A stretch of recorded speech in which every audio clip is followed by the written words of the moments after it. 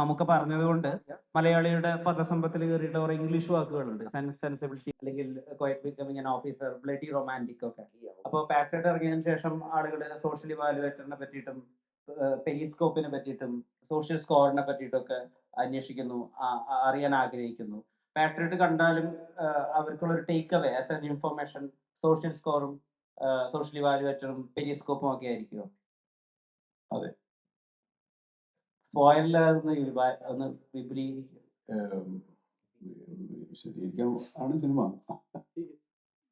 ഇതെല്ലാം കൂടെ പറഞ്ഞാൽ പെരിസ്കോപ്പ് ഒരു സോഫ്റ്റ്വെയർ ആണ്.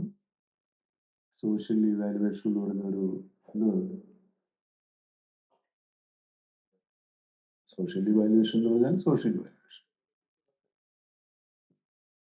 പിന്നെ ഇതൊരു അവയർനെസ് സിനിമ എന്ന് വേണമെങ്കിൽ പറയാം.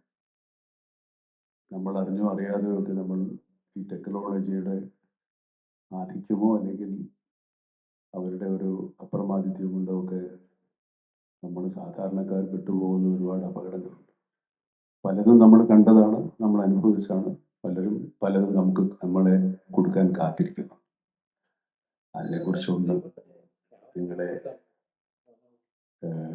ഓർമ്മപ്പെടുത്താൻ വേണ്ടിയാണ് ഈ സിനിമയുടെ കുറേ ഭാഗങ്ങൾ. പക്ഷെ അതിലേക്കുള്ള ശ്രമങ്ങളും എന്ത് കാര്യത്തിനിറങ്ങിയാലും എന്തെങ്കിലുമൊക്കെ എതിർപ്പുണ്ടാവുമല്ലോ, സ്വാഭാവികമായിട്ടും അതും അതിൻ്റെ ഭാഗമാണ്. അങ്ങനെയാണതൊരു സിനിമയാണ്. എന്ത് കാര്യത്തിനിറങ്ങിയാലും ഒരു എതിർപ്പുണ്ടാവും. ആ എതിർപ്പിനെ തരണം ചെയ്തുകൊണ്ടുള്ള യാത്രയാണ് സിനിമ. അതിനകത്ത് ഒരുപാട് കഥാപാത്രങ്ങളുണ്ട്. ഈ കഥാപാത്രങ്ങൾ ആരുമില്ലാതെ ഈ സിനിമ മുമ്പോട്ട് പോവുകയോ പൂർണ്ണമാവുകയില്ല.